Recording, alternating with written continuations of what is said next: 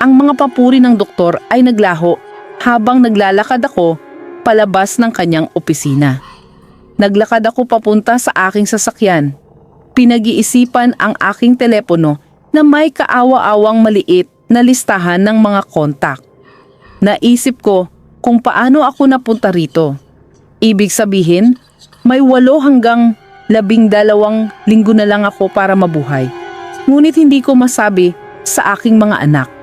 Sino ang tatawagan ko?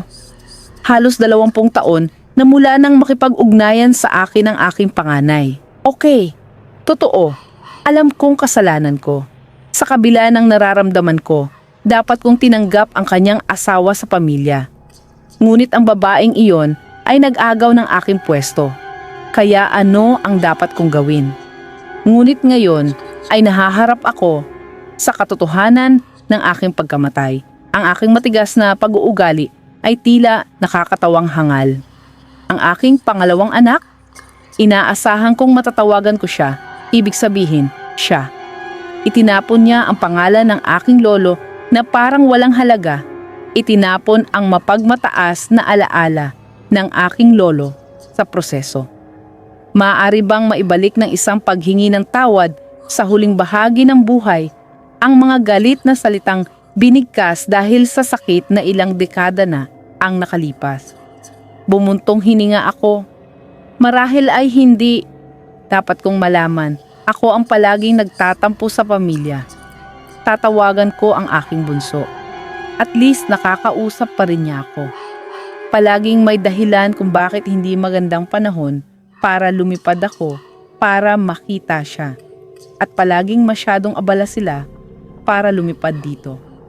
Sigurado akong hindi niya sinasadya nang sabihin niyang hindi na niya mapipigilan ang paglalagay ng 22 oras na biyahe sa pagitan namin. Palagi siyang naging pinakamamahal na bata. Ang kanyang mga tawag at mensahe ay humina kamakailan. Ngunit sinisikap kong huwag sabihin sa kanya kung gaano ako nalulungkot na malayo siya. Nais ko lang sana na hindi naging masyadong matigas ang aking mga anak sa harap ng aking makatwirang reaksyon sa kanilang mga pagpipilian. Hindi ko alam kung saan ako nagkamali. Ano ang nangyari sa mga lumang halaga ng mga anak na nagpapakita ng paggalang sa kanilang mga magulang? Kaya ang aking bunso, hindi ko kailanman makuha ang tamang oras. Naku, pinindot ko ang tawag at sumagot siya.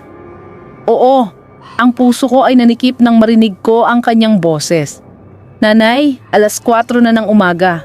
Ano ba ang nangyari? Parang nababalot siya. Nagsasalita siya sa kanyang unan. Narinig ko ang boses ng isang babae sa background. Lahat ay masungit. Palagi siyang masungit tila. Ayaw nilang pumunta ako sa kasal dahil nag-elope sila, kaya narito tayo. Tiyak na magkakasundo na tayo kapag narinig nila ang aking balita. Mahal, hello. Pasensya na kung naistorbo kita ng ganito kaaga. Pero, nanay, 4:00 na ng umaga. Sinabi ko na sa'yo na huwag mo akong tatawagan bago 10:00 ng umaga.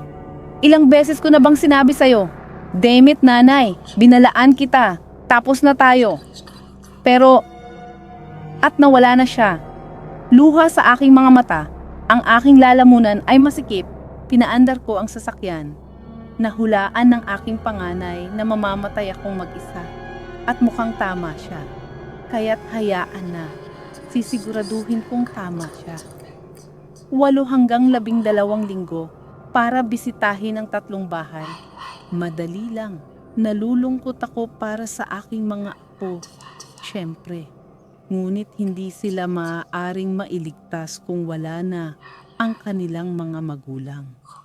At least makikilala ko sila bago ako tuluyang mag-isa.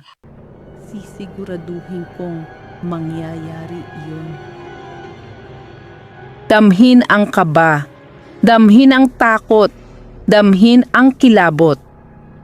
Huwag palampasin ang koleksyon ng mga maiikling kwentong horror na mag-iiwan sa'yo ng matinding panginginig. Mag-subscribe para sa isang nakakapanindig balahibong karanasan.